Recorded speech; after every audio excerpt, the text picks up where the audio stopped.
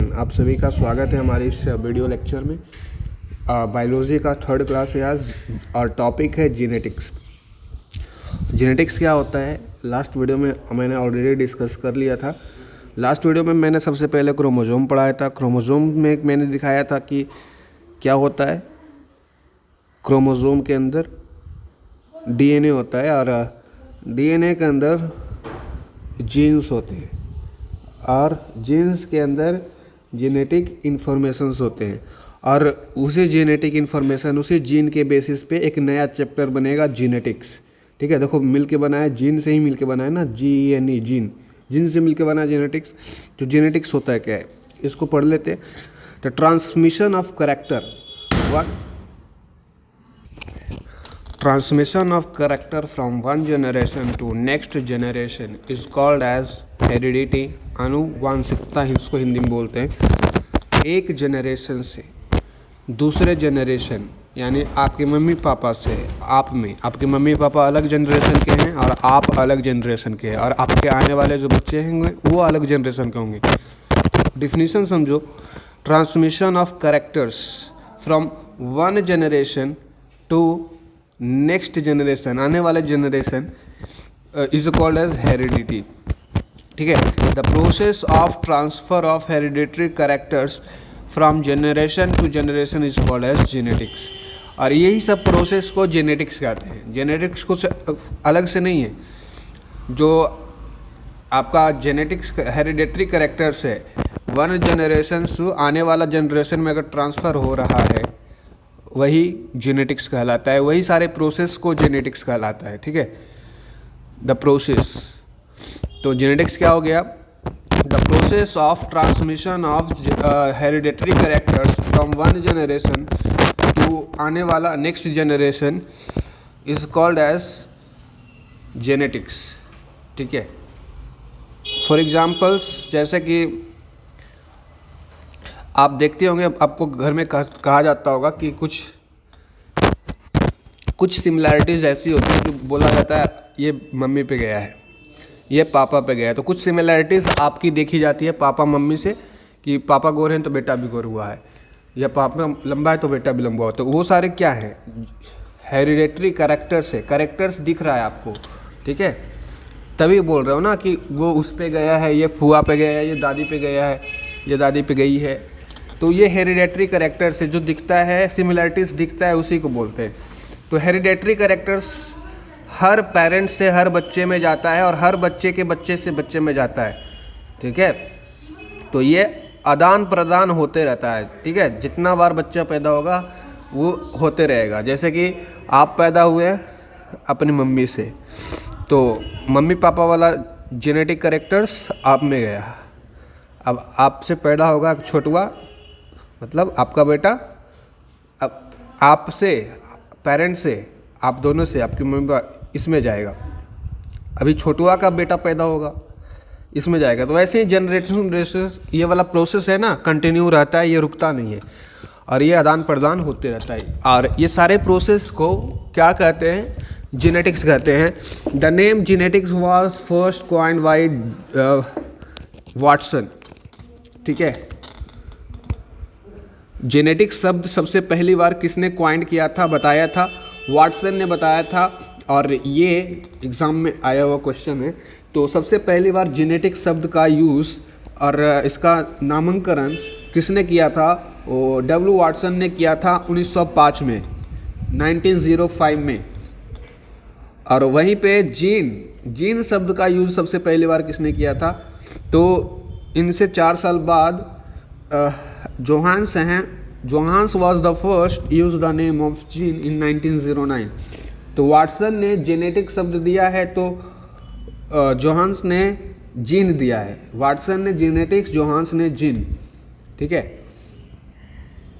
George Johan Mendel was the first who gave the idea of hereditary based on the experiment 1822 से 1884। मतलब लगभग देख रहे हो कितना साल एक्सपेरिमेंट करने के बाद इन्होंने एक आइडिया दिया है। गिन लेना, इन दोनों के बीच में डिफरेंस निकाल लेना। इतना साल इन्होंने एक्सपेरिमेंट करा और उसके बाद हेरिडेटरी जेनेटिक्स वगैरह जो है उसका कॉन्सेप्ट दिया और उसके बाद हम लोग ये पढ़ पा रहे हैं। तो इनका एक्सपेरिमेंट का कमाल है कि हम लोग जेनेटिक्स समझ पा रहे हैं आज और जेनेटिक्स को पढ़ पा रहे हैं। अगर इन्होंने ये अपना एक्सपेरिमेंट नहीं किया हुआ होता तो जेनेटिक्स शायद पढ़ना आज के डेट में बहुत मुश्किल होता। ठीक है, जेनेटिक्स तो ये इनका महान योगदान है, इसीलिए इनको फादर्स ऑफ जेनेटिक्स कहा जाता है, क्योंकि जेनेटिक्स इन्हीं के देन है। ठीक है, जेनेटिक्स इन्हीं के देन है। और क्वेश्चन में बनता है who is the father of genetics, तो मेंडल है। Mendel is the father of genetics. इन्होंने इतना साल एक्सपेरिमेंट किया है। किस पे किया था? एक प्लांट है पी प्लांट, ये एक पौधा लिए थे जिसका नाम था पी प्लांट, उसी पे एक्सपेरिमेंट करते रहते थे। एक्सपेरिमेंट करते करते करते 22 से शुरू किया एक्सपेरिमेंट, 84 में जाके इनको रिजल्ट मिला और ये पी प्लांट, और इन्होंने एक्सप्लेन किया कि हाँ जेनेटिक्स जैसा भी कुछ होता है। और इन्होंने फिर उसके बाद बहुत सारे थ्योरी बनी, लेकिन सबसे पहले इन्होंने दिया था। तो ये सारे पॉइंट्स याद रहेंगे। ठीक है, मेंडल से क्वेश्चंस आते हैं, वाटसन से क्वेश्चंस आते हैं, या ये वाला भी आ जाता है कभी कभी। और सबसे बड़ा क्वेश्चन ये आता है कि मेंडल ने जो एक्सपेरिमेंट किया था वो किस चीज़ पे किया था, तो वो पी प्लांट पे किया था। ठीक है, पी प्लांट पे इन्होंने एक्सपेरिमेंट किया इतना साल। उसके बाद इन्होंने देखा कि इन्होंने कुछ नहीं करवाया था, दोनों को क्रॉसिंग ओवर करवाया था। एक इधर से पी प्लांट ले लिया था, एक इधर से पी प्लांट ले लिया था, और दोनों को क्रॉस करवाया था। और दोनों को क्रॉस करवाने के बाद इन्होंने एक नया एक्सपेरिमेंट के बाद एक रिजल्ट निकला, और उसी रिजल्ट के बेसिस पे बताया कि हाँ जीन्स जो हैं वो बहुत इम्पोर्टेंस है generation to generation hereditary characters को बदलने में। ठीक है, तो ये लास्ट लाइन देखो, मेंडल मेड ए क्रॉस, जो को मैंने अभी बताया क्रॉस करवाया था इन्होंने। क्या करवाया था cross? A two pure plant having contrasting characters from single trait is called as monohybrid cross tall and dwarf plant for a height. इन्होंने मैंने जैसे कि बताया दो प्लांट्स के बीच में क्रॉसिंग करवाया था। ठीक है, एक नाटा प्लांट था और एक लंबा प्लांट था। जैसे कि प्लांट तो बहुत हाइट के होते हैं ना, कोई कोई प्लांट इतना लंबा हो जाता है, कोई कोई प्लांट इतनी ही रह जाता है। ठीक है, तो इन्होंने क्या करवाया था, दोनों के बीच में क्रॉस करवाया था, मतलब मीटिंग करवाया था। क्रॉस समझते हो ना, दोनों को मिलाया था।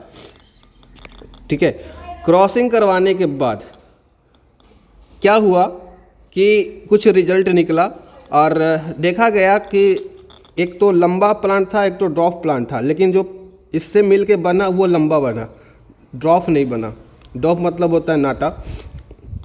ठीक है, और इनका जो क्रॉसिंग था वो मोनो हाइब्रिड था, मोनो हाइब्रिड क्रॉस। अभी मोनो हाइब्रिड क्रॉस क्या होता है, डाई हाइब्रिड क्रॉस क्या होता है, सब समझ में आएगा, धीरे धीरे देखना। जैसे कि मोनो हाइब्रिड क्रॉस में क्या करा जाता है, सिंगल ट्रेट से क्रॉसिंग करवाया जाता है। मोनो हाइब्रिड क्रॉस में सिंगल ट्रेट से क्रॉसिंग करवाया जाता है, लेकिन डाई हाइब्रिड नाम में ही लगा हुआ है डाई, तो डाई हाइब्रिड क्रॉस में आपको डबल ट्रेट से क्रॉसिंग करवाया जाता है। ठीक है, जैसे कि यहाँ पर ये सिंगल ट्रेट है टी मतलब होता है टॉल, और स्मॉल टी मतलब क्या होता है, डॉफ। ये ध्यान रखना। ठीक है, ये रिप्रेजेंटेशन है बायोलॉजी के फील्ड में। टॉल को टॉल हम लोग नहीं लिखते, शॉर्ट में टी लिखते हैं, और डॉफ को डॉफ नहीं लिखते, स्मॉल में हम लोग स्मॉल टी लिखते हैं। अब देखो क्या होगा, मान लीजिए कोई पेरेंट्स हैं। ठीक है, मान लीजिए कोई पेरेंट्स है, तो ये एक प्लांट है, ये पहला प्लांट और ये दूसरा प्लांट। पहला प्लांट हमने लंबा वाला लिया, टॉल प्लांट लिया, और टॉल प्लांट को हम कैसे रिप्रेजेंट करते हैं, टी। तो ये टॉल प्लांट का रिप्रेजेंटेशन है, मतलब मान के चलो ये टॉल प्लांट है, और स्मॉल प्लांट को स्मॉल टी से करते तो ये स्मॉल यानी डॉफ प्लांट है। अब दोनों को क्रॉसिंग करवाया, दोनों को क्या करवाया, क्रॉसिंग। अब दोनों को क्रॉसिंग करवाने के बाद क्या हुआ, क्रॉस पॉलिनेशन हुआ। उसके बाद फर्स्ट जनरेशन आया, इनके बाद क्रॉसिंग करवाया इन दोनों को, तो देखो क्या निकल के आया। ठीक है, इसका टी और इसका टी, ये बना, और ये जो हमेशा जो बड़ा वाला टी है ना, ये हमेशा डोमिनेंट होता है। ध्यान रखना, बड़ा वाला टी जो होता है हमेशा डोमिनेंट होता है। कहीं पे अगर तुमको बड़ा वाला बिग टी दिख गया, मतलब समझ जाना कि वो टॉल होने वाला है। जैसे कि देखो, इसका टी लेके एक यहाँ पर आया टी, और इसका टी लेके आया एक यहाँ पर टी, तो ये बना टी, ऐसे करके ये बना, ये वाला बना ना, दोनों को क्रॉस करवाने के बाद ये बना। तो देखो यहाँ पर एक बिग टी आ गया, मतलब जहाँ पर भी एक भी बिग टी आ जाए वो टॉल हो जाता है, छोटे वाले से हमको मतलब नहीं है, छोटे वाले डोमिनेंस में नहीं होता है, डोमिनेंट होता है बिग टी, ठीक है। तो यहाँ पर इसका एक टी आया और इसका एक टी आया और ये बनाया, तो यहाँ पर जितने भी इसका फर्स्ट जनरेशन आया वो सभी के सभी लंबा हो गया। क्या हुआ देखो ना, लंबा को नाटा से क्रॉस करवाया और जो बच्चा निकला वो लंबा निकला, ठीक है। अब क्या हुआ, ये फर्स्ट जनरेशन था। अब इसको हम लोग सेल्फ रिप्लिकेशन करते हैं, टीटी को सेल्फ रिप्लिकेशन करते हैं तो बहुत सारे रिजल्ट्स निकलते हैं। जैसे कि देखो टीटी को सेल्फ रिप्लिकेशन कैसे करेंगे, टीटी को सेल्फ रिप्लिकेशन करने के लिए कुछ नहीं करना है, टीटी फिर से मोनोहाइब्रिड क्रॉस करवा दो और सेल्फ रिप्लिकेशन करना है, मतलब सेल्फ से करवा दो खुद से ही, तो ऐसे करवाना है। चलो एक अच्छे पेज पे करते हैं सेल्फ रिप्लिकेशन। इधर बस तुम लोग ध्यान देना, सेल्फ रिप्लिकेशन करोगे तो ये वाला रिजल्ट निकल के आएगा F2 जनरेशन में। तो क्या करना है, सेल्फ रिप्लिकेशन करना है इसका फर्स्ट जनरेशन का। तो टी निकल के आया था ये टी और इसको फिर सेल्फ रिप्लिकेशन करना है ना, मतलब खुद से करना है सेल्फ।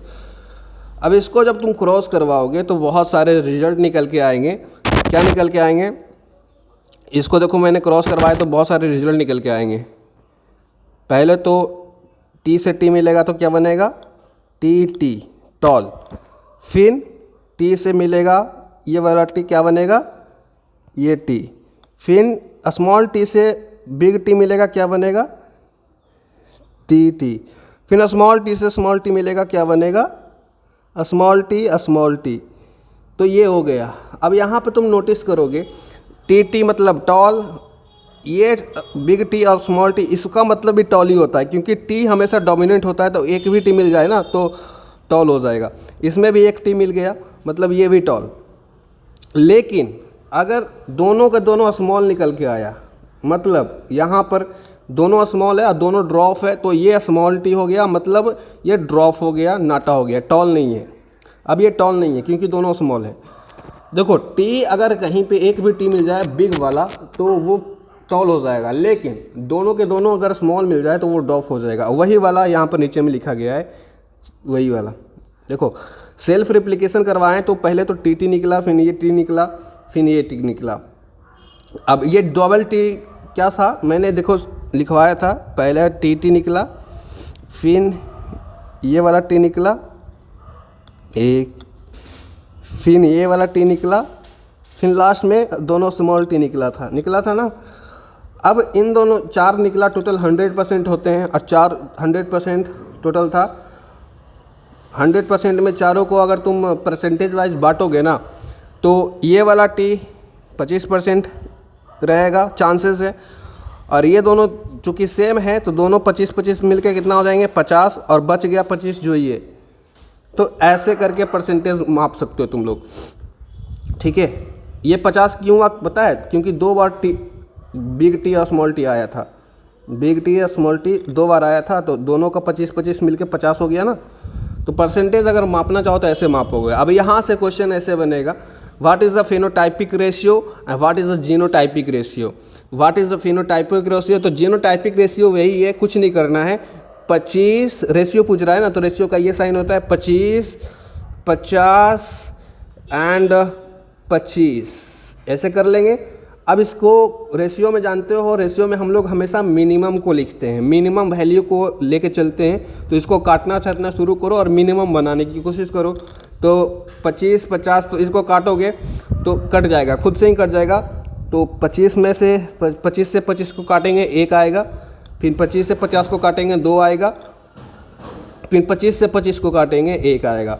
तो इसका फेनोटाइपिक रेशियो जो होता है 1:1 हो जाता है, 1:2:1। और वही दिया गया है, सॉरी फिनोटाइपिक बोल रहा था मैं, जीनोटाइपिक, क्योंकि ये हमने जीन निकाला था ना, सेल्फ रिप्लिकेशन से, सेल्फ पॉलिनेशन से हमने क्या निकाला था, जीन निकाला था, ठीक है। तो जीनोटाइपिक रेशियो इसका 1:2:1 हो जाएगा, 1:2:1 हो जाएगा। अगर फिनोटाइपिक रेशियो की बात करी जाए, फिनोटाइपिक रेशियो, तो फिनोटाइपिक मतलब होता है बाहरी से कैसे दिख रहे हो।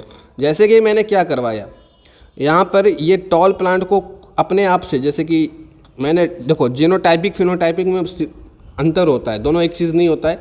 जैसे कि मैंने कुछ नहीं करा था, अभी देखो जो किया वही मैं सिखा रहा हूँ, जो अभी समझाया ना वही वाला बस देखना है तुमको।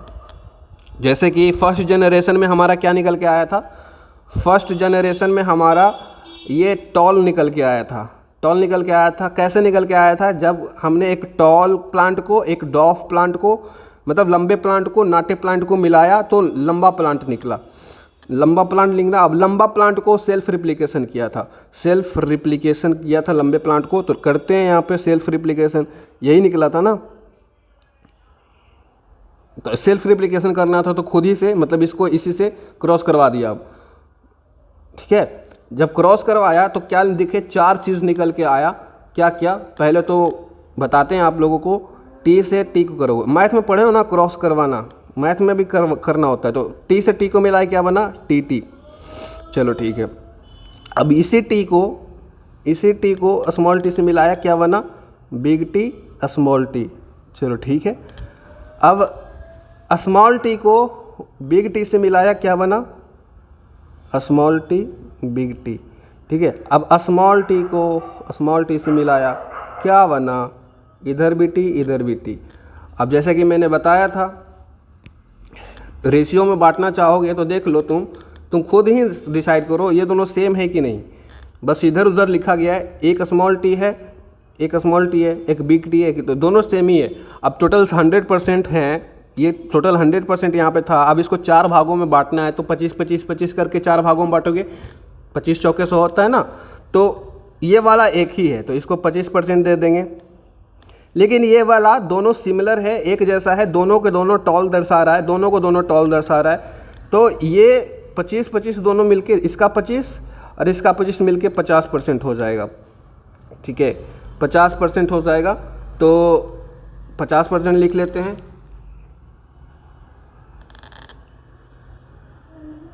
एक मिनट, सब गया, सब खत्म हो गया, फिर से लिख लेते हैं। यही था ना 4, तो इसका 50 हो जाएगा। अब ये दोनों सिमिलर है, सॉरी इसका 25 हो जाएगा।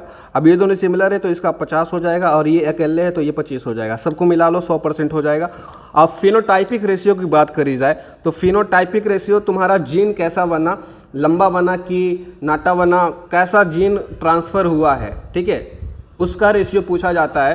तो फिनोटाइपिक रेशियो जो होता है ना, वो बाहर से कैसा दिखता है इंसान। जैसे कि लंबा से नाटा को मिलाया, लंबा बना, तो इंसान लंबा दिख रहा है, मतलब बाहर से कैसा दिख रहा है, बाहर से नाटा दिख रहा है, लंबा दिख रहा है, गोरा दिख रहा है, काला दिख रहा है, तो वो बात हुई। ठीक है, तो बाहर से कैसा दिख रहा है वो फिनोटाइपिक से ऐसा समझ सकते हो, पी से फिनोटाइपिक होता है, पी से फोटो होता है। फोटो मतलब कैसे दिखता है, फोटो बाहर से कैसे दिख रहा है। तो फिनोटाइपिक रेशियो बाहर से कैसे दिख रहा है वो बताता है। तो फिनोटाइपिक रेशियो जो हो जाएगा वो हो जाएगा, देखो ये भी टॉल, ये भी टॉल, ये भी टॉल, तो टॉल का ज़्यादा परसेंटेज है, टॉल का ज़्यादा परसेंटेज है, मतलब 25 का 25, 25 दूनी 50, 25 या 75, 75% ऐसे लोग हैं जो टॉल हुए, 75% ऐसे हैं लोग हैं जो टॉल हुए, 75% ऐसा प्लांट है जो टॉल हुआ। लेकिन 25% ऐसा प्लांट है, 25% ऐसा प्लांट है जो कि डॉफ हो गया, नाटा हो गया, इसका मतलब नाटा ही है। तो 75 और 25 का रेशियो लो, 75 और 25 का रेशियो लो तो निकल के आएगा तुम्हारा 3:1, 3:1, क्योंकि 25 से एक बार में कटेगा और 25 या 75, 3:1। तो फिनोटाइपिक रेशियो कितना निकल के आया, 3:1। और जीनोटाइपिक रेशियो मैंने तुमको अभी अभी सिखाया था, देखो 25, 50, 25। तो जीनोटाइपिक मतलब कितना जीन ट्रांसफ़र हुआ, कैसा जीन ट्रांसफ़र हुआ है। तो मैंने समझाया था 1:2:1 समझाया था ना। 1 किसके लिए आया, टी के लिए, और ये 2 किसके लिए आया, टी, और ये किसके लिए आया। तो ये जीनोटाइपिक रेशियो हो गया। जीनोटाइपिक, जीन कितना ट्रांसफ़र हुआ है वो, जीनो मतलब जीन ट्रांसफ़र कितना हुआ है। तो फिनोटाइपिक जीनोटाइपिक समझ गए। फिनोटाइपिक मतलब ऐसा ट्रिक बना सकते हो, पी से फिनोटाइपिक होता है और पी से फोटो भी होता है। तो कैसा दिखता है बाहर से, तो बाहर से टॉल कितने थे उसको एक साथ कर लिया, और नाटा कितने थे, तो टॉल 75% थे और नाटा जो था 25% था। 75-25 का तुम कर लो, 1:3, 3:1 निकल के आ जाएगा रेशियो। जीनोटाइपिक में क्या होता है, कि जीनोटाइपिक में कैसा ट्रेट बना है। डबल टी जीनोटाइपिक में सब इंडिविजुअल अलग अलग होता है। डबल टी और डबल टी स्मॉल टी ये दोनों अलग है। जीनोटाइपिक में ये अलग होता है, लेकिन फिनोटाइपिक में लंबा को एक साथ देखते हैं, नाटा को एक साथ देखते हैं। लेकिन जीनोटाइपिक के केस में ये अलग है, ये अलग है और ये अलग है। लेकिन फिनोटाइपिक के केस में ये दोनों सेम होता है, ध्यान रखना। डाईहाइब्रिड क्रॉस क्या होता है? मोनोहाइब्रिड क्रॉस में मैंने तुमको बताया सिंगल ट्रेट के बीच में क्रॉसिंग करवाया जाता है। जैसे कि ये दोनों जो था सिंगल ट्रेट था, अब इसी को हम लोग, ये टॉल है और डॉफ है, तो टॉल को डबल टी से, ड्रॉफ को स्मॉल टी से। अब इसी में हम लोग टॉल के साथ रंग वाला भी मिला देंगे, ठीक है। जैसे कि रेड, इधर येलो मिला दिए, तो ये टोटल मिलकर 4 हो गया ना। T by T R. तो ये 4 जब मिल जाए तो वो डाईहाइब्रिड क्रॉस हो जाता है। इसमें कुछ नहीं करते हैं, इसमें 2 कैरेक्टर को क्रॉसिंग करवाते हैं। 2 कैरेक्टर मतलब यहाँ पे टॉल के साथ साथ वो दिखता कैसा है, रेड दिखता है तो टी और रेड। तो ये 2 कैरेक्टर का क्रॉसिंग करवाएंगे, 2 कैरेक्टर से बाई। तो नाटा भी है और येलो भी है, ये लंबा भी है और रेड भी है। तो 2 कैरेक्टर की क्रॉसिंग करवाएंगे तो जाके कहलाएगा डाईहाइब्रिड क्रॉस। डाईहाइब्रिड क्रॉस जो है, Mendel made a cross between 2 pure plants having pair of contrasting characters, colours and shape. यहाँ पर कलर एंड शेप 2 कैरेक्टर्स हैं और दोनों कैरेक्टर्स को क्या कराया जाएगा? अब 2 कैरेक्टर्स को कराया जाएगा क्रॉसिंग। अब जब 2 कैरेक्टर्स को एक साथ क्रॉसिंग करवाया जाता है वो डाईहाइब्रिड क्रॉस हो जाता है। जैसे कि कलर एंड शेप, यहाँ पर कलर एंड शेप की करवाई जा रही है क्रॉसिंग। जैसे कि डबल आर राउंड को दर्शा रहा है। डबल आर कैसा है, मतलब प्लांट कैसा है, गोल है, राउंड को दर्शा रहा है। और डबल वाई येलो को दर्शा रहा है। तो यहाँ पर देखो डबल कैरेक्टर को यहाँ पर दर्शाया जा रहा है। डबल आर किसके लिए आया? राउंड के लिए। डबल वाई किसके लिए आया? येलो के लिए। तो डबल कैरेक्टर को डबल कैरेक्टर से जब क्रॉसिंग करवाए वही तो होता है डाईहाइब्रिड क्रॉस, समझ रहे हो। तो चलो हम लोग क्रॉसिंग करवाते हैं, देखते हैं कि इन दोनों को मिलाएंगे तो इसका बुतरुआ कैसे निकलेगा वो देखते हैं। तो ये प्लांट है, ये दोनों, एक प्लांट हमने लिया जो एक राउंड भी था और येलो भी था, और एक प्लांट हमने लिया जो व्रिंकल भी था और ग्रीन भी था, ठीक है। अब इनके गैमेट्स को ले लेते हैं, क्योंकि इनके चारों को तो नहीं ले सकते ना, इन चारों को एक साथ तो कंसिडर नहीं करोगे। तो इनके गैमेट्स क्या बन के आएंगे? एक आर इसका यहाँ से निकाल लेना और इधर से एक बाई निकाल लेना, तो आर बाई निकल के आ जाएगा, ठीक है। एक आर एक बाई, और इधर सिमिलर वही वाला स्मॉल आर स्मॉल बाई, एक एक निकाल लेना। और ये इनके गैमेट्स है। अब इनके गैमेट्स के बीच में हम लोग करवाएंगे क्या? क्रॉस पॉलिनेशन, यानी क्रॉसिंग ओवर करवाएंगे। और क्रॉसिंग ओवर जब करवाओगे तो क्या निकलेगा? देखोगे तो क्या निकलेगा? इसका आर ये वाला निकल के आएगा तुम्हारा। क्रॉस करवा के देख लो, अब तुम देखो ना भाई, इसको और इसको क्रॉसिंग करवाओगे तो क्या निकल के आएगा? इसका R big R small R, इसका बाई बिग बाई और स्मॉल बाई, यही तो निकल के आएगा। Big R small R big Y small Y, वही तो लिखा हुआ है, big R small R big Y small Y. अब इसका मैंने हमेशा समझाया है तुमको, जहाँ पे भी कैपिटल वाला लेटर दिख जाए, जैसे कि इसमें बिग आर है और बिग वाई है, तो कैपिटल लेटर जो होता है वो डोमिनेंट होता है, हमेशा वो सबसे ज़्यादा ताकतवर होता है। तो डोमिनेंट होने के कारण जो कैपिटल आर यहाँ पर है और कैपिटल वाई यहाँ पे शो कर रहा है, वही वाला यहाँ पे भी शो करेगा। उससे हमको मतलब नहीं है कि एक स्मॉल आर आया है स्मॉल वाई आया है, ये इसका कोई वैल्यू नहीं होता है ये बड़े वाले के साथ, ठीक है। तो स्मॉल वाई कुछ भी रहे, लेकिन हमेशा डोमिनेंट कौन होता है? कैपिटल वाला। तो कैपिटल वाला क्या था? यहाँ पे राउंड एंड येलो सीड था, और नीचे में यहाँ पर भी कैपिटल है दोनों, तो यहाँ पर भी राउंड एंड येलो सीड होगा। देखा तुमने क्या किया? राउंड एंड येलो सीड को व्रिंकल्ड एंड ग्रीन सीड से क्रॉस करवाया, लेकिन इनका जो बुतरवा निकला वो ऐसा ही निकला, राउंड एंड येलो सीड ही निकला, क्या निकला? Round and yellow seed. तो इसका तो कोई वैल्यू ही नहीं रहा, क्योंकि इसके जैसा बच्चा निकल गया। बच्चा कहने का मतलब ये प्लांट को ये प्लांट में मिलाएं, प्लांट निकला है इसके जैसा, राउंड एंड येलो सीड, क्योंकि डोमिनेंस यहाँ पे शो करता है, डोमिनेंस कैपिटल अवेज हमेशा डोमिनेंस शो करता है। ये तो हुआ फर्स्ट जनरेशन। अब फर्स्ट जनरेशन को जब तुम सेल्फ रिप्लिकेशन करोगे, तो क्या क्या निकल के आएगा। तो ये थोड़ा कॉम्प्लेक्स है, समझने की बस कोशिश करना। जैसे कि सेल्फ रिप्लिकेशन में क्या करना होता है, आर आर बाई। अब इसको इसी के साथ, क्योंकि सेल्फ कर रहे हैं ना खुद के साथ, आर आर बाई, तो ये थोड़ा लंबा पड़ जाता है, 4 को 4 से करने में लंबा पड़ जाएगा और ढेर सारा बनेगा। तो इसके लिए हम लोग एक स्क्वायर बॉक्स की मदद लेते हैं, जो कि हम लोग को बहुत इजी देता है। ठीक है, जैसे कि आर आर बाई को मिलाएंगे और इधर आर आर, क्योंकि सेल्फ कर रहे हैं तो खुद से मिलाएंगे ना, बाई। तुम देख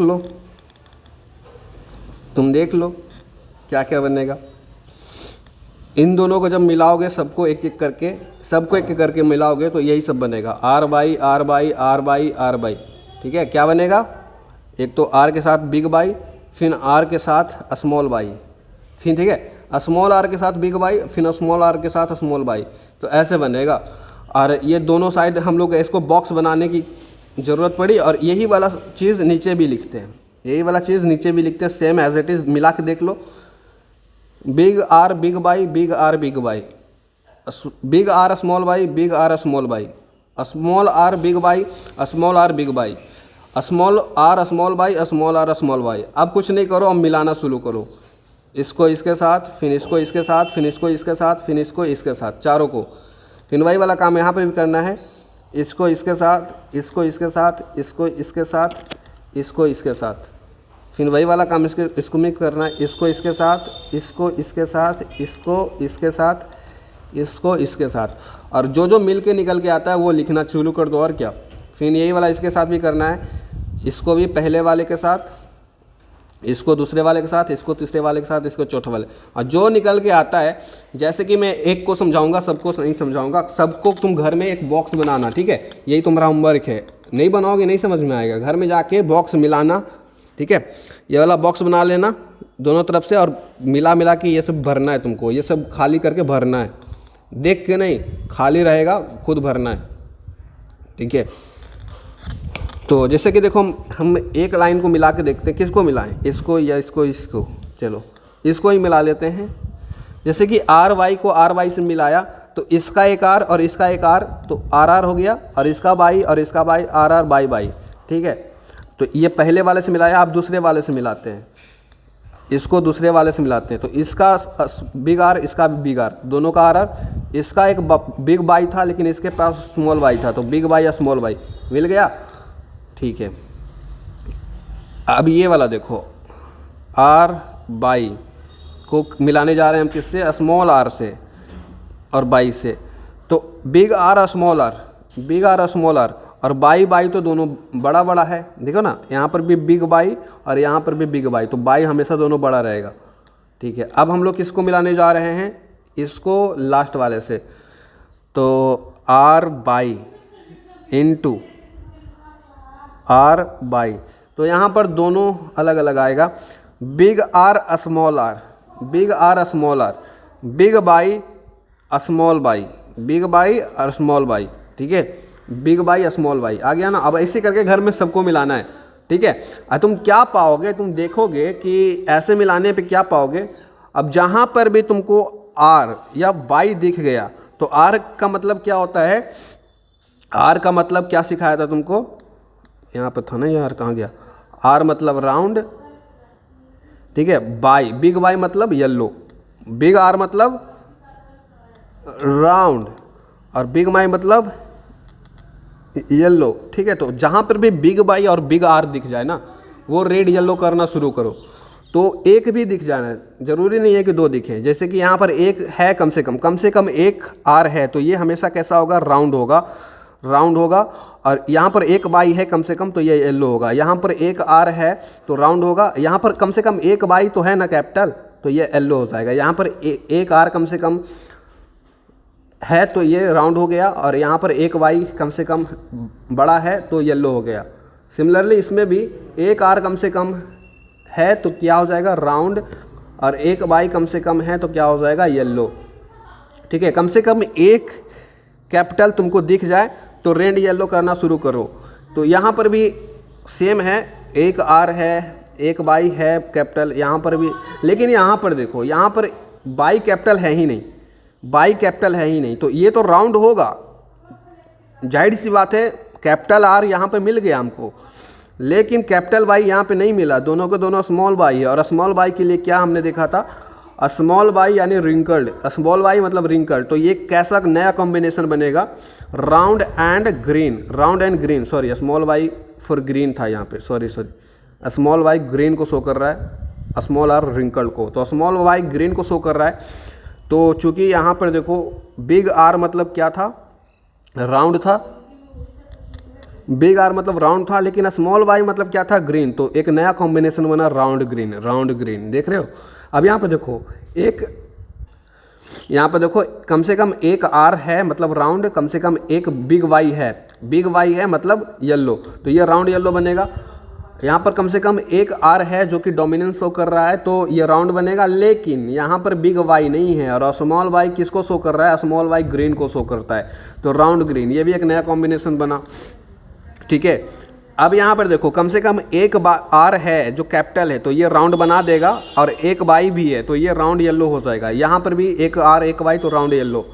लेकिन यहाँ पे स्मॉल आर आया है, देखो यहाँ पर बिग वाई है मतलब येलो तो बनेगा, बिग वाई एक है तो येलो तो बनेगा, लेकिन स्मॉल आर आ गया।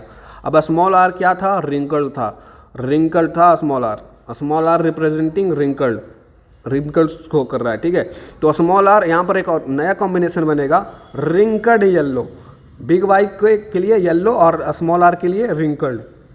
यहाँ पर सेम स्मॉल आर रिंकल्ड और बिग वाई एक कम से कम एक था तो येलो। वैसे ही करके तुम लोग देख लेना, big R small Y round yellow, big R small Y तो round green, small R big Y और wrinkled yellow, small R small Y. तो एक चीज़ तुम देखे होगे, रिंकल्ड ग्रीन मात्र एक बार बना है, देखो ना, चारों स्मॉल मात्र एक बार बना है, मात्र एक बार ऐसा हुआ है कि स्मॉल आर स्मॉल वाई, चारों स्मॉल बस एक ही बार आया है। तो ये याद रखना एक ही बार आता है, बाकी सब में चेक कर लो, कोई ना कोई एक बिग वाला होगा। जैसे कि इसमें बाई बिग है, इसमें आर बिग है, इसमें आर बाई दोनों बिग है, इसमें आर बाई बिग है, इसमें आर बाई दोनों बिग है, इसमें बाई बिग है, इसमें बाई बिग है, इसमें आर बिग है, इसमें आर बाई दोनों बिग है। तो स्मॉल वाला केस मात्र एक ही बार आता है, वो लास्ट में आता है कोने वाले में, ठीक है, कोने वाले स्क्वायर में। और इसी के बेसिस पे तुम्हारा फिनोटाइपिक और जीनोटाइपिक रेशियो होगा, फिनोटाइपिक एंड जीनोटाइपिक रेशियो होगा।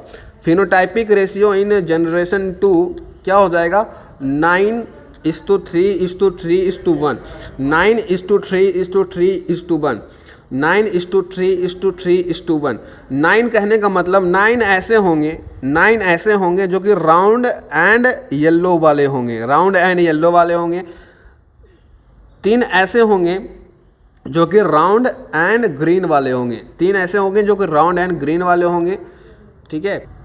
एंड 3 ऐसे होंगे जो कि व्रिंकल्ड, देख लेना इनमें 3 कम से कम ऐसा मिलेगा जो कि व्रिंकल्ड येलो वाला होगा, और एक ऐसा होगा जो कि व्रिंकल्ड ग्रीन वाला होगा, और वो भी कोना में, तो एक उसके लिए आया है। तो फिनोटाइपिक रेशियो मतलब कैसा बाहर से दिखता है तुम्हारा कैरेक्टर, वो फिनोटाइपिक रेशियो। तो 9 ऐसे होंगे जो कि राउंड येलो वाले होंगे, राउंड येलो वाले 9 गिनवा दूँ, ये वाला 9 गिनवा दूँ, देखो round yellow 1, round yellow 2, round yellow 3, round yellow 4, round yellow 5, round yellow 6, round yellow 7, round yellow 8 और राउंड येलो 9, टोटल 9 है। तो यहाँ पर 9 रेशियो हो गया कि नहीं, हो गया। अब तुमको गिनवाते हैं, राउंड ग्रीन वाले 3 गो होगा, देख लेना, राउंड ग्रीन वाले 3 गो होगा, जैसे कि एक यहाँ पे 2 and round green, where is round green 3, तो राउंड ग्रीन वाले 3 हैं। अब तुमको मैं दिखाता हूँ रिंकल्ड येलो वाले 3 होंगे, रिंकल्ड येलो वाले 3 होंगे, कौन कौन, एक तो यही है रिंकल्ड येलो, एक तो यही है रिंकल्ड येलो, एक तो यही है, ये 3 हो गया। और रिंकल्ड ग्रीन वाला मात्र एक होगा, रिंकल्ड ग्रीन वाला मात्र एक होगा, और कहीं पे खोज लो रिंकल्ड ग्रीन नहीं मिलेगा, तो वही एक।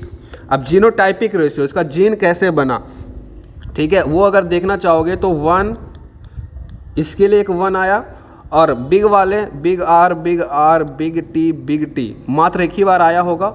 देख लो, बिग आर बिग वाई मात्र एक ही बार आया है, तो इसके लिए एक 1 रेशियो, और स्मॉल वाला चारों स्मॉल एक ही बार आया है, इसके लिए एक। बाकी 2 ratio 1 ratio 2 ratio 4 ratio 2 ratio. तो सिमिलरिटी देख के बनाना है, ठीक है। जैसे कि big R big Y small Y कितना बार आया है वो मिलाते हैं। Big R big Y small R, मतलब एक बार बड़ा एक बार छोटा, एक बार बड़ा एक बार छोटा। तो ये एक हो गया, ये 2 हो गया। इसमें भी तो एक बार बड़ा एक बार छोटा, एक बार बड़ा एक बार छोटा, 2 हो गया, ठीक है। 1 2, और कहाँ पर एक बार बड़ा एक बार छोटा, ये 3 ये 4। तो 4 किसके लिए आया है? इसी के लिए आया है। वैसे ही ढूंढ लेना, उसी के बेसिस पे ये जीनोटाइपिक रेशियो है। मैं तो कहूँगा डायरेक्ट याद रखना। कैसे याद रखोगे? रेशियो में मत याद रखना। 121 और लास्ट में भी आता है 121। देखो 121 लास्ट में आता है, और 20 में आता है 124, ठीक है। तो इसको रटने का तरीका है कि लास्ट में भी 121 और बीच में भी 121, और बीच में आता है 124 42 24 12 42, ठीक है। जैसे कि देखो ना, लास्ट में शुरू में 121 था, लास्ट में भी 121 है, और बीच में आ जाता है 124। 1 2 4 और एक एक्स्ट्रा है जिसको बोलते हैं 2। तो ऐसे करके याद रख लेना, याद रट्टा मार लेना। वैसे तो कॉन्सेप्ट मैंने समझा दिया, कॉन्सेप्ट से भी समझ सकते हो, और ये घर में जाके बनाना है तुमको, घर में प्रैक्टिस करना है, तभी समझ में आएगा, ठीक है। तो ये रहा, ये थोड़ा जेनेटिक्स का चैप्टर। ये डायहाइब्रिड क्रॉस थोड़ा सा मेहनत वाला एक मिनट थोड़ा सा मेहनत वाला काम है, तो मेहनत करना पड़ेगा। ये बनाना है तुमको घर में, होमवर्क HW, ठीक है। अगर खुद से नहीं बन पा रहा है तो एक बार देख के बनाना, लेकिन दूसरा बार बिना देखे बनाना। अब इन्हीं सभी के बेसिस पे कुछ लॉ बनाए गए हैं। जेनेटिक्स के कुछ अपने अपने लॉ है, जैसे कि law of paired unit, law of dominance, law of segregation, law of independent assortment. तो ये सभी लॉ क्या हैं? तो लॉ ऑफ डोमिनेंस समझ गए? लॉ ऑफ डोमिनेंस समझ गए, मतलब डबल टी रहेगा तो इसमें टॉल डोमिनेंस हो जाएगा, और डबल टी या स्मॉल टी रहेगा तो इसमें भी टॉल ही बनेगा। स्मॉल टी का कोई वैल्यू नहीं होता है। तो ये डोमिनेंस जो शो कर रहा है उसी को बोलते हैं लॉ ऑफ डोमिनेंस। क्या होता है लॉ ऑफ डोमिनेंस में? Offspring of cross between parent only show dominant character in F1 generation. F1 generation में हमेशा जो डोमिनेंस शो करेगा, जैसे कि देखो ये F1 जनरेशन था, फर्स्ट जनरेशन, तो इसमें बिग टी से स्मॉल टी बना, लेकिन जो बिग टी आया वो डोमिनेंस शो किया और स्मॉल टी का कोई वैल्यू नहीं था। तो टॉल और नाटा से मिल करके टॉल बना। तो टॉल क्यों बना? क्योंकि टी यहाँ पे डोमिनेंस में था। तो F1 जनरेशन में जो होता है हमेशा डोमिनेंस शो करता है, उसको बोलते हैं law of dominance. Of spring of the cross breed parent only show dominant character. First generation में हमेशा डोमिनेंट कैरेक्टर को ही दिखाया जाता है, ओके।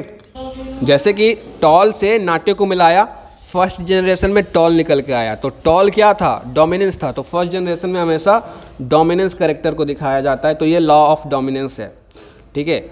अब लॉ ऑफ सेग्रीगेशन क्या है? सेग्रीगेशन सेकेंड जनरेशन में क्या होता है? सेग्रीगेट हो जाता है, मतलब अलग अलग हो जाता है। इसमें ऐसा नहीं है कि टॉल ही सिर्फ रहेगा। F2 जनरेशन में टॉल और नाटा दोनों आ जाता है। देखो ना, टॉल है नाटा भी आ गया, तो यहाँ पर सेग्रीगेशन हो गया, अलग अलग हो गया। तो इसीलिए बोलते हैं law of segregation. F2 generation में ऐसा होता है, सेकेंड जनरेशन में, ठीक है। तो इसीलिए बोलते हैं law of segregation. In F2 generation both the character which is governed by the gene is separated. दोनों अलग अलग हो जाता है, जैसे कि भाई मैंने दिखाया, टॉल वाला अलग और नाटा वाला अलग, ठीक है। टॉल वाला अलग और नाटा वाला अलग। तो ये दोनों अलग अलग हो गया ना, सेग्रीगेट हो गया, सेपरेट हो गया। तो ये हुआ लॉ ऑफ सेग्रीगेशन, ठीक है। लॉ ऑफ पेयर्ड यूनिट क्या होता है? Mendel propose that when the two dissimilar unit factors are present in individual only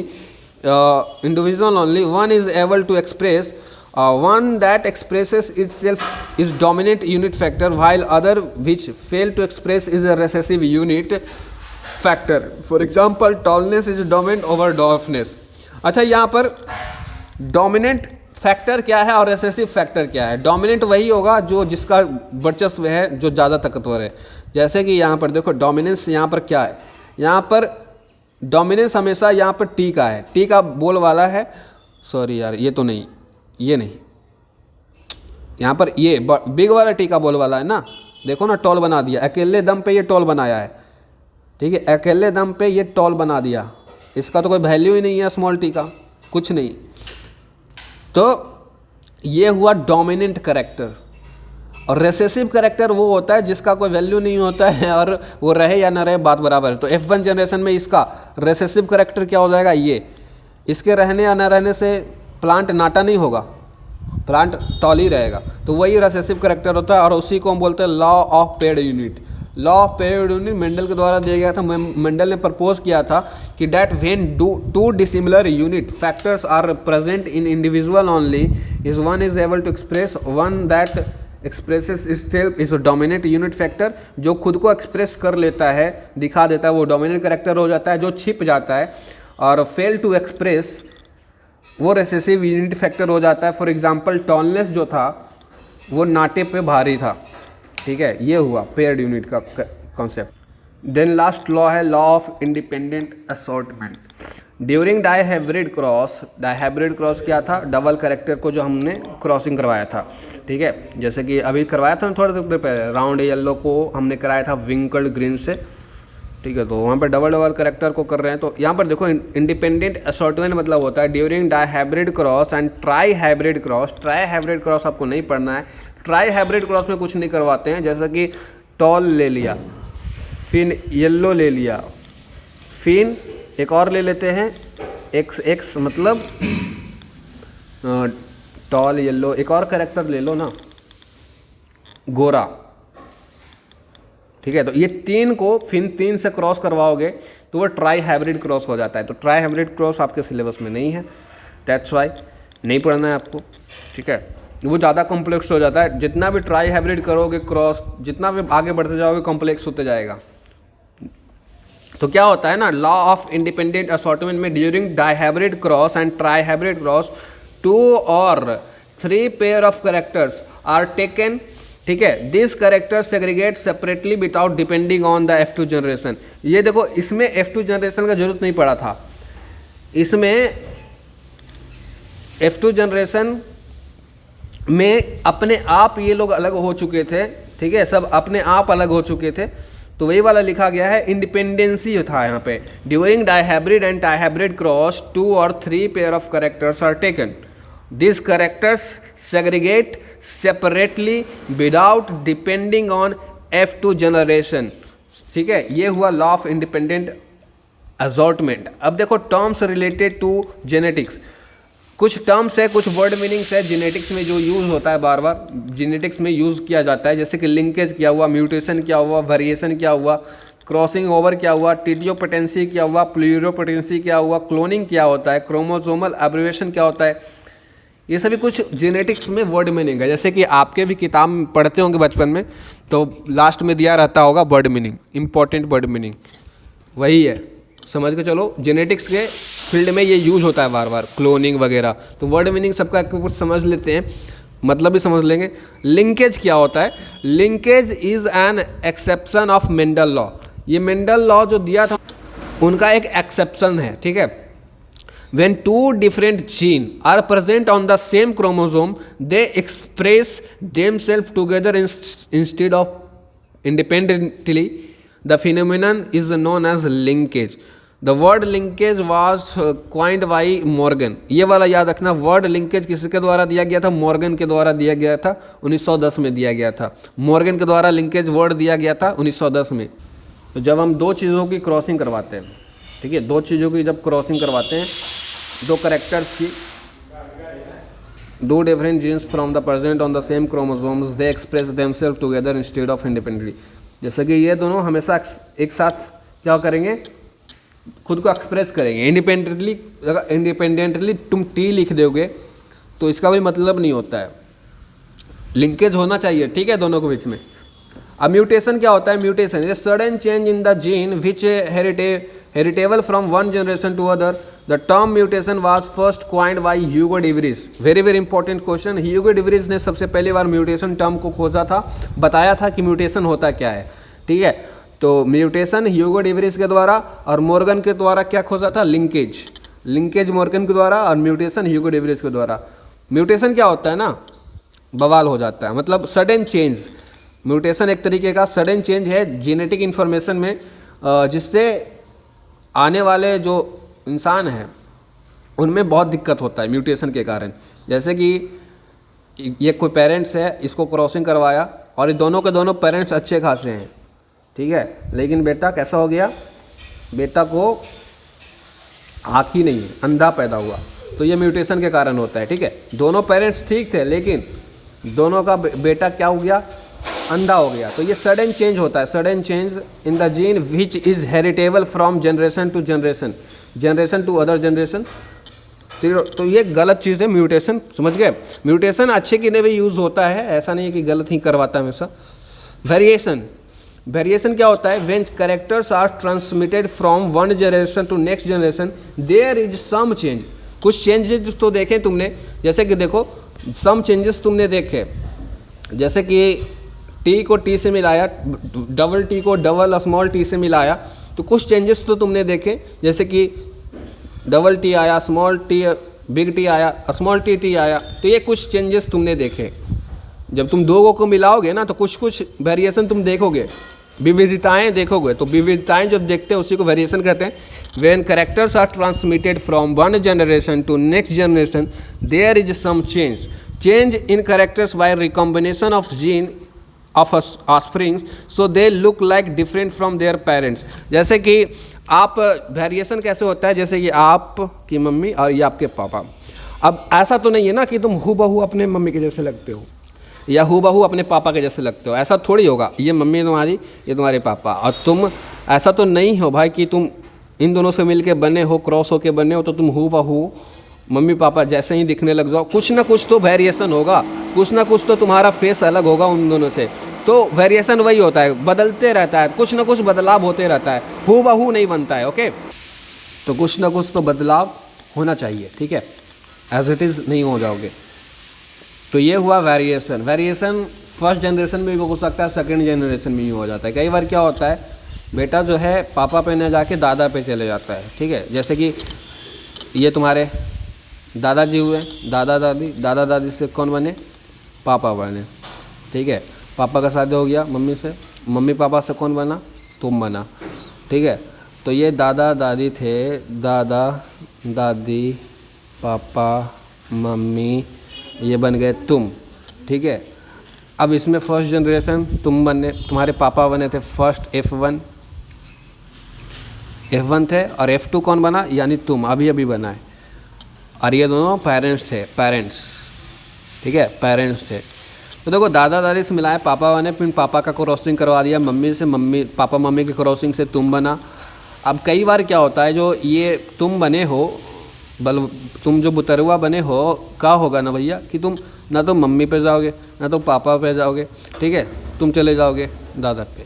तो ये वेरिएशन सेकेंड जनरेशन का इससे भी लिंकेज हो सकता है या फिर इनसे भी हो जाता है। कई बार पापा मम्मी पे चले जाते हैं, कई बार इन दोनों के जैसा ना होकर के दादा दादी की जैसा दिखने लग जाते हो, तो वो ऐसे होता है, ठीक है। तो फर्स्ट जनरेशन सेकेंड जनरेशन समझ में आता है।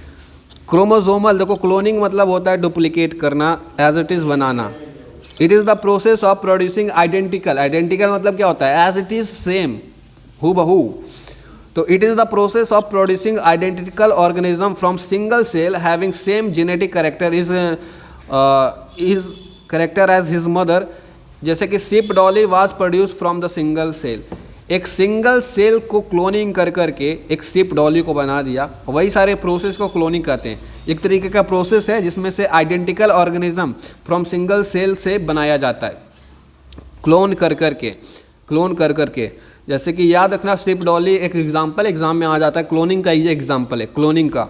तो Dolly was assigned in the world first clone, world का पहला क्लोन है, इसीलिए डॉली से क्वेश्चन बनता है। नाम देखने में लग रहा हो कि लड़की का नाम है, लेकिन नहीं, लड़की का नाम नहीं समझ लेना, ठीक है। तो डॉली जो है ना, डॉली को याद क्यों रखना है, क्योंकि दुनिया का सबसे पहला क्लोन था, ये दुनिया का जो सबसे पहला क्लोन था ऑफ एन एडल्ट एनिमल, एक तरीके का जानवर है, adult animal, by British scientist. That is cloning. ठीक है, क्रोमोसोमल एब्रिविएशंस क्या होता है, एब्रिविएशंस तो any change in chromosomal structure, जैसे क्रोमोसोमल स्ट्रक्चर मैंने लास्ट वीडियो में पढ़ाया था, ये डबल थ्रेड से बना हुआ होता है। तो इसके अंदर अगर कोई चीज़ बदलाव आ जाए, ठीक है, ATCG में कुछ ऐसा चेंज हो जाए, नाइट्रोजन में इसमें कुछ चेंज हो जाए, तो वो क्रोमोसोमल में दिक्कत आ जाती है, क्रोमोसोम में दिक्कत आ जाती है। वही लिखा गया है, any changing in chromosomal structure is known as chromosomal aberrations. ठीक है, ये वो क्रोमोसोमल, लास्ट वीडियो में क्रोमोसोम्स के बारे में अच्छे से पढ़ाया था। TTO पोटेंसी क्या होता है, it is the potential ability of plant to grow in a complete plant. मतलब किसी प्लांट के अंदर इतनी क्षमता होती है कि वो एक नए प्लांट को जन्म दे सकती है। पोटेंशियल एबिलिटी, इसके अंदर इतना पोटेंशियल एबिलिटी क्षमता है प्लांट सेल, ठीक है, जैसे कि प्लांट सेल से मिलकर बना हुआ होता है, ढेर सारे सेल से मिलकर प्लांट बना हुआ होता है। और इस मतलब मान के चलो ये कोई प्लांट है, ठीक है, प्लांट तो बनाया नहीं, मतलब मान के चलो ना कोई प्लांट है, प्लांट के अंदर ये बहुत सारे सेल्स है। अब इस सेल जो है, ये वाला सेल, इस सेल के अंदर इतना क्षमता, पोटेंशियल एबिलिटी है कि एक नया प्लांट को ही ये जन्म दे सकता है, नया प्लांट को। तो प्लांट सेल के अंदर अगर क्षमता इतना है कि नए प्लांट को जन्म दे दे, grow a complete new plant, then it is called as totipotency. ठीक है, प्लूरियोपोटेंसी क्या होता है, it is a potential ability of cell to develop any kind of cell of animal body. ठीक है, मतलब किसी इंसान की बॉडी का या फिर किसी सेल का, सेल कहाँ पे होता है, या तो इंसान में या तो प्लांट में। ठीक है, तो ये पोटेंशियल एबिलिटी है of any cell to develop into any kind of cell of animal body. किसी भी तरह के सेल बनाने के लिए सक्षम है। सेल से सेल बनाने की जो प्रोसेस होती है वो प्लूरियोपोटेंसी कहलाती है। GMO वेरी वेरी इंपॉर्टेंट, ये तुम्हारा बाय साइंस एंड टेक में पूछा जाता है। जेनेटिकली मॉडिफाइड ऑर्गेनिज्म क्या होता है, GMO। देखो नाम से समझ में आता होगा तुमको, जेनेटिकली, तो जीन के माध्यम से हमने मॉडिफाई किया है। मतलब पिछले क्लास में पढ़ाया था, ये कम ज़्यादा दूध देने वाली गाय थी, ठीक है, और ये कम दूध देने वाली गाय थी। क्या किया इसमें, बायोटेक्नोलॉजी करवा दिया। क्या करवाया, ज़्यादा दूध देने वाली गाय का जीन निकाल करके कम दूध देने वाली गाय में डाल दिया।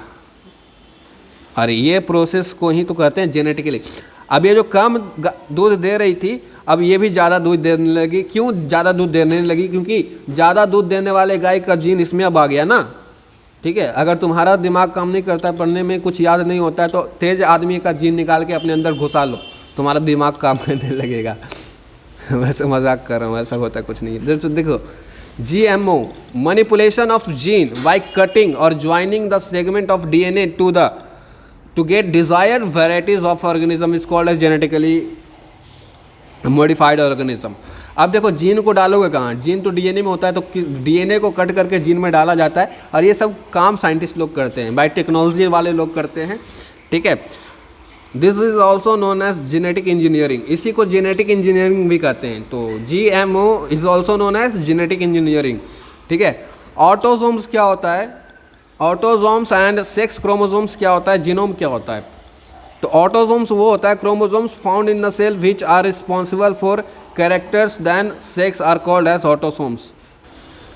ऑटो मतलब सेम सेम, जैसे कि XX किसके लिए आता है, मेल के लिए आता है, XX मेल के लिए आता है। और जैसे कि देखो ना, अभी हम लोग सेक्स डिटर्मिनेशन पढ़ेंगे, ये वाला, तो सॉरी XX मेल बोल दिया यार, सॉरी मिस्टेक, भारी मिस्टेक। XX फीमेल को दर्शाने के लिए किया जाता है, ये सेक्स क्रोमोसोम से, और मेल के लिए XY यूज़ किया जाता है, XY। और ठीक है, ऑटोसोम सिमिलर। ठीक है, तो ऑटोसोम हो गया। अब देखो सेक्स क्रोमोसोम्स मैंने तुमको बताया था, the pair of chromosomes which determine the sex organism, कि बच्चा लड़का पैदा होगा कि लड़की, वो सारा डिपेंड करता है सेक्स क्रोमोसोम पे। ठीक है, अभी अगला टॉपिक है, हम लोग देखेंगे कि कब लड़का पैदा होता है, कब लड़की पैदा होती है, जब दो पेरेंट्स मीटिंग करते हैं, तो वो हम लोग अगले क्लास में देखेंगे। तो सेक्स क्रोमोसोम मतलब the pair of chromosomes in which determine the sex of organism is called as sex chromosome. Human के पास 23 पेयर्स ऑफ क्रोमोसोम्स होते हैं, जो कि मैंने तुमको बताया था, जिनमें 22 पेयर जो होता है वो ऑटोसोम्स होता है, मतलब सिमिलर होता है, बस एक ही पेयर है, मतलब XY वाला, एक्स वाई वाला वो बस अलग होता है, बाकी 22 एकदम सिमिलर होते हैं, कुछ डिफरेंस नहीं होता है, ठीक है। तो that's is called as autosomes, ठीक है। 22 pairs of the are autosomes and 1 pair is sex chromosome. तो हमारे ह्यूमन बॉडी में कितने pair of sex chromosome present हैं? XX and XY। ये वाला जो पेयर है ना, 1 पेयर, ये क्या है? सेक्स क्रोमोसोम है। मात्र एक ही सेक्स क्रोमोसोम है, बाकी 22 ऑटोसोम है। सेक्स क्रोमोसोम एक ही है, बाकी 22 क्या है? ऑटोसोम्स हैं। तो हमारे बॉडी में टोटल 23 क्रोमोसोम्स हैं पेयर में, जिनमें से सेक्स क्रोमोसोम एक है, बाकी 22 ऑटोसोम है। ओके, ध्यान रखना। जीनोम क्या होता है? All gene present in haploid cell is called है। जितने भी हैप्लॉइड सेल होते हैं, हैप्लॉइड सेल मतलब समझते हो, लास्ट वीडियो में डिस्कस किया था। तो हैप्लॉइड सेल में जितने भी जीन प्रेजेंट होते हैं उसको जीनोम कहते हैं, ठीक है। Plasmagene, gene which are found in organelles of cytoplasm, ठीक है, ऑर्गेनेल्स ऑफ साइटोप्लाज्म में, और इज कॉल्ड एज प्लाज्मैगेन, ठीक है। साइटोप्लाज्म में जो पाए जाएंगे उसको देखो। सिस्टोन क्या हो जाएगा? Functional unit of gene is called as cistron. जो जीन का जो फंक्शनल यूनिट होता है उसको सिस्ट्रोन कहते हैं। म्यूटोन किसको कहते हैं? Unit of gene responsible for mutation. म्यूटोन की वजह से ही म्यूटेशन होता है। अभी भी पढ़ाया था म्यूटेशन, ऊपर में पढ़ाया था ना, कहाँ पे गया यार, ये रहा। ये म्यूटेशन किसकी वजह से हो रहा है? म्यूटेन की वजह से। अब म्यूटेन से ही बना है mutation. Mutation is the process, और काउज करने वाला कौन है? ये म्यूटन। रिकॉन क्या होता है? Unit of gene take part in recombination. Recombination में रिकॉन भाग लेता है, ठीक है, रिकॉम्बिनेशन में ये भाग लेता है। अब कुछ और भी पॉइंट्स हैं जो देख लेते हैं। ये साइंटिस्ट का नाम याद रखना, S Benzer had given the modern definition of gene. तो एग्जाम में पूछा जा सकता है कि who give the modern definition of gene, तो बोलना एस वेंजर 1962 में जीन का एक नया डिफिनेशन दिया था। The gene which exhibit multiple effect is called as पिलियोट्रोपिक।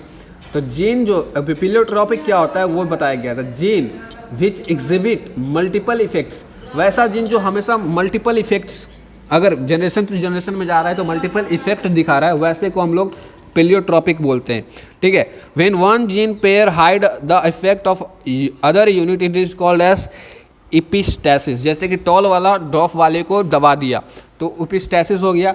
DNA fingerprinting एक टॉपिक है तुम्हारा। जैसे कि चोर वगैरह जब करता है कत्ल क्राइम वगैरह, तो उसको पकड़ने के लिए डीएनए फिंगरप्रिंटिंग का यूज़ करते हैं, हम लोग करते हैं ना। तो डीएनए फिंगरप्रिंटिंग जो है ना, is a technique use for the detection of dispute parentage. और डीएनए फिंगरप्रिंटिंग का और भी यूज़ होता है बहुत जगह, जैसे कि पेरेंट्स को पहचानने के लिए। अब वो पेरेंट्स, जैसे कि कोई पेरेंट्स है, ये कोई मेल है, ये कोई फीमेल है। अब क्या होगा, ये पेरेंट्स बोल रहे होंगे कि ये मेरा बच्चा है, ये कोई बच्चा है बाहर घूम रहा है, ये बोल रहे हैं कि नहीं ये मेरे बच्चा है। तो क्या कराया जाएगा? दोनों का डीएनए ले जाया जाएगा और बच्चा का भी डीएनए ले जाया जाएगा और मिलाया जाएगा कि दोनों का डीएनए मैच कर रहा है कि नहीं मैच करेगा तो मतलब ये डीएनए फिंगरप्रिंटिंग में फेल हो गया, एंड देन ये इसका बच्चा नहीं था, झूठ बोल रहा था। तो डीएनए फिंगरप्रिंटिंग का बहुत जगह यूज़ होता है, ठीक है, एक तरीके का टेक्निक है। और ये डिस्प्यूट वगैरह को, पेरेंट डिस्प्यूट वगैरह को सोल्व करने में हेल्प करता है। Reverse transcription was discovered bye, transcription को रिवर्स कर दो वो रिवर्स ट्रांसक्रिप्शन बन जाएगा। ट्रांसक्रिप्शन क्या होता है, ट्रांसलेशंस क्या होता है, ठीक है, लास्ट वीडियो में पढ़ाया था डीएनए वाले टॉपिक में, तो देख लेना जाके। तो reverse transcription was discovered by Temin and Baltimore and Temin के द्वारा। इंपॉर्टेंट लाइन, लास्ट लाइन देखो, targeted drug delivery and gene therapy are made possible by the use of nanotechnology in health sector. Nanotechnology की मेड से इसके help से हम लोग क्या कर पाते हैं कि जो टारगेटेड ड्रग डिलीवरी है एंड जीन थेरेपी है वो हम लोग पॉसिबल हो पाता है। तो ये नैनो टेक्नोलॉजी बहुत इंपॉर्टेंट है और नैनो टेक्नोलॉजी से क्वेश्चन आया हुआ है, तो ये लाइन भी बहुत इंपॉर्टेंट है। और इसका यूज़ हेल्थ सेक्टर में होता है, मतलब मेडिकल फील्ड में। लास्ट में है BT brinjal is the genetically, एक minute, BT brinjal is a genetically engineered from a brinjal has been developed to make pest resistant. BT brinjal जो है ना, बिट ब्रिंजल, बीटी और ब्रिंजल, ब्रिंजल समझते हो? तो बीट ब्रिंजल जो है एक जेनेटिकली इंजीनियर्ड चीज़ है, ब्रिंजल है, जो कि ब्रिंजल से ही बना है, ठीक है। और इसको डेवलप किया गया और इसमें पेस्ट रेजिस्टेंट है, मतलब इसमें पेस्ट वगैरह नहीं लगेगा। तो बीट ब्रिंजल पेस्ट रेजिस्टेंट है, ठीक है। इसको जेनेटिकली GMO के थ्रू, जेनेटिकली इंजीनियरिंग के थ्रू, जेनेटिकली मॉडिफाइड ऑर्गेनिज्म के थ्रू इसको बनाया गया है बीट ब्रिंजल को, ठीक है। सेक्स डिटर्मिनेशन एक अपने आप में बहुत अच्छा टॉपिक है, तो इसको अलग से पढ़ेंगे। आज करेंगे तो हौच पौच हो जाएगा। और कुछ बीमारियां हैं, Klinefelter syndrome, down syndrome, Turner syndrome, ये सभी अगले क्लास में देखेंगे। जब तुम सेक्स क्रोमोसोम समझ लोगे, ठीक है, तब ये सभी बीमारियां भी समझ लोगे। और डिजीज़ से तो क्वेश्चंस आते ही हैं एग्ज़ाम में, तो इसको कल करते हैं, ठीक है। आज के लिए बस इतना ही। Thank you. अगर वीडियो अच्छा लगा हो लाइक शेयर बस इतना करो। कमेंट करना चाहो तो कर देना, कोई दिक्कत हो तब, नहीं तो कमेंट करने की कोई ज़रूरत नहीं है। कोई दिक्कत हो तब करना, ठीक है। थैंक यू वगैरह मैं समझ लेता हूँ, वैसे ही कमेंट करने की ज़रूरत नहीं है। Thank you for watching my video.